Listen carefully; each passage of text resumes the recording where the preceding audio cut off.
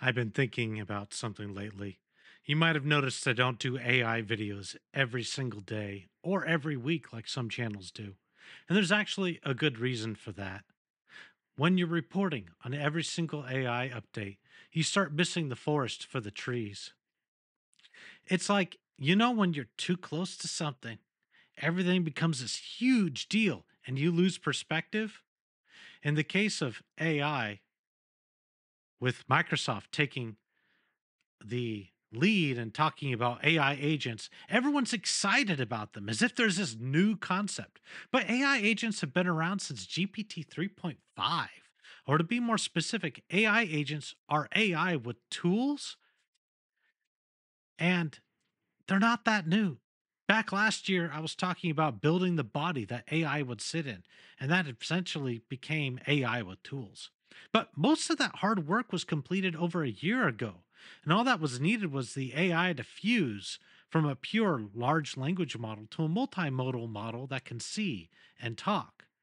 We achieved that in early 2024, and every new advancement has really been just the application of research on emergent behaviors over 2 years ago.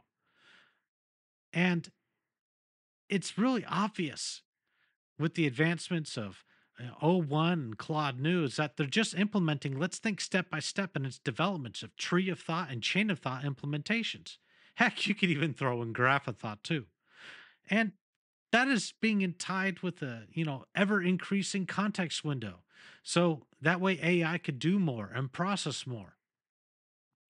And that all seems amazing, and it really is. But I fail to see how any of this has been a major advantage. Claude 3.5 new, GPT 4.01 preview are just applications of years old research. And that's a good thing, but let's not lose perspective here. Take a step back for a moment. It's hard to say something is revolutionary when you've known about it for years. So that is why I'm not like other channels that only praise the next new thing, as what they're excited about is not something new, but just a new milestone on the way to the fourth industrial revolution. Speaking of perspective, if I truly believe in the fourth industrial revolution, then I'm prepared to accept the fact that human labor will be by necessity devalued. It's pointless to pay humans to make fries, for instance, if you could have machines run the entire cooking process 24/7 for the price of an internet connection and electricity. At the same time, people will need money or you're going to have revolution, you're going to have chaos, as the haves and the have nots are going to fight to the bitter end. So that brings me to an old thought that came up about a bit of news that I read recently about UBI being a failure because it, get this, disincentivized work. Hence, it could not meet its expected goals. Well, newsflash, that was never the purpose of UBI. The purpose of UBI was to placate the masses as a transition tool for them to find a new meaning beyond only finding meaning and working for someone else. If everything is improving around you due to AI, robots automating household needs such as laundry, cooking, cleaning, if when you want to go somewhere, you have your AI self drive you, and when you apply for a job, you find out you were outcompeted by an AI that works only for power, then as a human species, we could finally solve some real issues.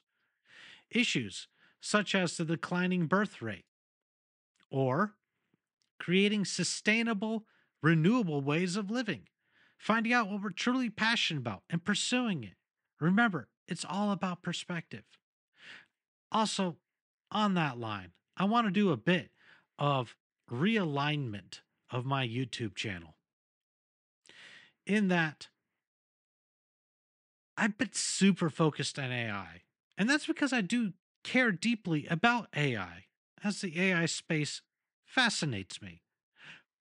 But I want to talk about more than just AI, as AI is not my only fascination. So I'll start off with a story. Recently, I've been hit with a plethora of new avenues that all appear lucrative. I'm getting recruiters sliding into my DMs. I'm getting people reaching out asking for consultations, and I'm getting requests for helping others to take their business to the next level. And you'd think that's a good thing. After all, more doors open, the better your chances, right? Wrong. You see, if you say yes to all these opportunities that face me or opportunities that face you, you're saying no to everything. Coincidentally, the flip side to this is by saying no to what doesn't matter, you're saying yes to what does matter. It clarifies priorities, forces you to focus. Let's use an example. Let's take two people. Person one is always saying yes to whatever new opportunities come their way and never focuses on one thing. Person two says no to most things and stays focused on that one thing, guarding their time. So that way they have the time that they need to do with that one thing. Who do you think in a year's time will have achieved what they set out to do? I guarantee you, and I know for a fact, it's going to be person two because they stuck with it. They put the time in to make what needs to be done, done. And they set out to do what they needed to do and did it. The one who said yes to everything dropped the ball on everything because they couldn't focus. So, key takeaway here, you need to say no to say yes to what truly matters. And I'll be expanding this into other topics. I might talk about business, especially it's on my mind because I personally love business. I love the idea of self improvement. So I'll be opening my channel onto that as well. And yeah, I will still talk about AI. Don't get me wrong there. I'll still talk about it, but I'll only talk about it as I have been, which is only when I feel like meaningful movements have happened or a new idea that's new to me comes about.